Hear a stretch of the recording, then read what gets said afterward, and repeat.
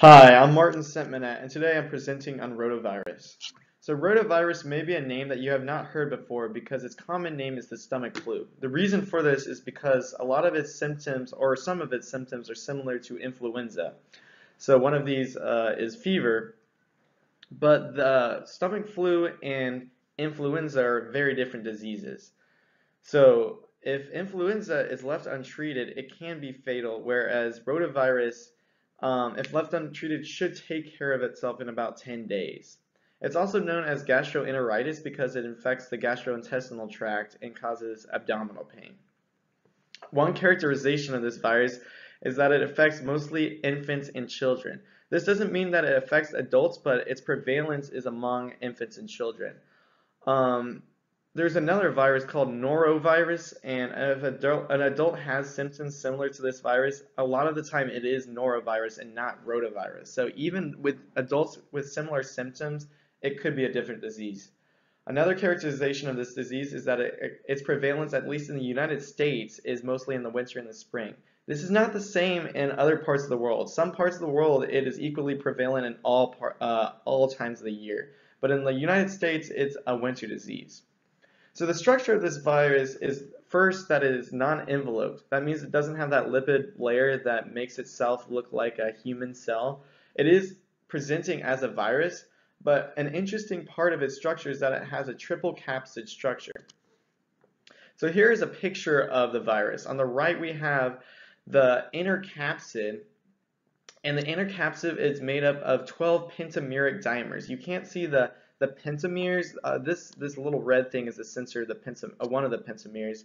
But here is a picture of the dimers you can see, and that makes a total of 120 proteins. The intermediate capsid is similar. It's made up of pentamers, but they're pentameric hexamers. So again, you can't really see the pentamers, but you can see the hexamers here, and the hexamers have 6 proteins each, giving a total of 780 proteins just in the intermediate capsid. The large outer capsid is covered in glycoproteins. And of course, these glycoproteins are important for attaching to human cells and transmitting that viral information into the cell so that it infects the cell. So here is some pictures of the virus. Here is the virus on the left. You have a picture of the virus conglomerating on a cell. And on the right here is a very good electron micrograph.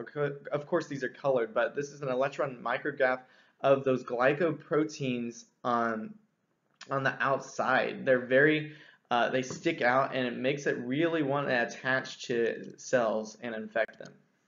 So some symptoms of this disease are vomiting, fever, and stomach pain, but the main symptom is diarrhea. This is an intestinal disease, and it is passed through the intestines. So it causes a lot of diarrhea because the body is trying to expel the virus. It knows it's in the intestinal tract, and diarrhea is the best way just to get rid of stuff in the intestinal tract.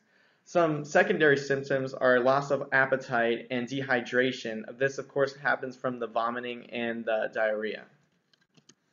So the way this is transmitted is not very surprising considering it affects children. It goes through the intestines, out through the fecal matter, and to the mouth somehow. So it only goes through that gastrointestinal tract, and children are more likely probably to be bad at wiping, or if they're infants, maybe sticking their hands in their diapers or something. So that's probably why it affects them more. It can be transmitted through food, through water, but a lot of times it's probably in play areas. You see this carrier here. He is touching bars. Who knows where he's been? He's touching bars too, and it's easily transmitted. Children like to touch their mouth. They'll touch other children's mouths. And that play areas are like a prime spot in winter months for transmission of this disease. There's been a paper published by the World Health Organization called The Global Seasonality of Rotavirus Infection, and it postulates that maybe since this is a winter disease, that it has a respiratory mode of transmission. This is a good hypothesis, but some problems they point out in the paper is that in other parts of the world, as I mentioned, this disease is not actually a winter disease at all, and it happens all throughout the year. But it is a good hypothesis to think about why it occurs in the winter in the United States. So the way this virus is treated is that you actually just wait it out. With that said, you can treat the symptoms of the virus. So since one of the main symptoms is diarrhea, you want to make sure you're not getting dehydrated or your child is not getting dehydrated. So one thing to cut out from the diet is mucus-forming foods, and one of the main things is milk. So milk is highly mucus-forming. With infants, you don't really have an option around that, but with children, you want to try to cut out that milk because it does not make the abdomen feel good and it increases vomiting. Gatorade is good because it has electrolytes and replenishes the electrolyte imbalance after vomiting and diarrhea, but lemon lime Gatorade is really not a good flavor, and your child needs something better like fruit punch or maybe the blue raspberry. And Pedialyte is also an excellent choice for infants because it restores that electrolyte imbalance in infants. So the way the virus should be prevented is through good hygiene, mostly washing hands, especially after using the bathroom. Of course, as many times as you might tell kids, they won't do this, especially if they're under 2 years old. So there are some vaccines available for infants that are about 70% effective. This is throughout childhood too. Even though that at least 30% chance of getting that virus, that's still 70% more effective than if you didn't have the vaccine at all. And a good thing about the vaccine is whether your child is happy, as in the case on the left, or if your child just doesn't want to take the vaccine, as in the case on the right, the vaccine will work effectively well in either case. Somehow that didn't draw a circle. But some side effects of the vaccine are vomiting and diarrhea. This isn't a surprise because the vaccine is nothing other than viral proteins of the virus itself. But this vomiting and diarrhea should go away within a couple hours, which is much better than 10 days of your 8-month-year-old diarrhea every day.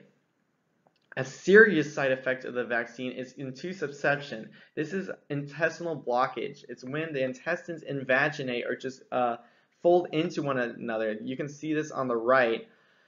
This is extremely painful. Your children will cry like every 15 minutes, and it causes bleeding. But more importantly, it blocks the intestines from actually functioning, and it can be fatal if not treated immediately. This can be treated in less severe cases by anemia, or in other cases by surgery. Fortunately, it only happens in 1 in 20,000 to 1 in 100,000 of those who take the vaccine. And intussusception is something that happens randomly in children anyway. So there's not really a known reason why it happens more often with this vaccine, but it should not dissuade you from having the vaccine. Another side effect of the vaccine, or any vaccine in general, is allergic reactions, and this is something, again, that's random and can't be controlled. So the prevalence of rotavirus in the United States is about 3 million cases per year. This data, however, was published before the vaccine was in use. There actually isn't any data after the vaccine has been widely used. So the number may be about the same, but hopefully it's weighed down if people have actually been using the vaccine. About 95% is the estimated number of children that get infected before they are 5 years old. So you may remember, I definitely remember getting infected by rotavirus several times in my childhood, and I didn't have the vaccine.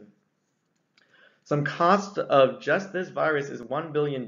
This is the cost to hospitals, to doctors, to patients, but it's also the cost to those parents that have to take off work just to get their child to the hospital to wait for them or help them when they are sick. Because if they're about 6 or 7, they might be fine alone.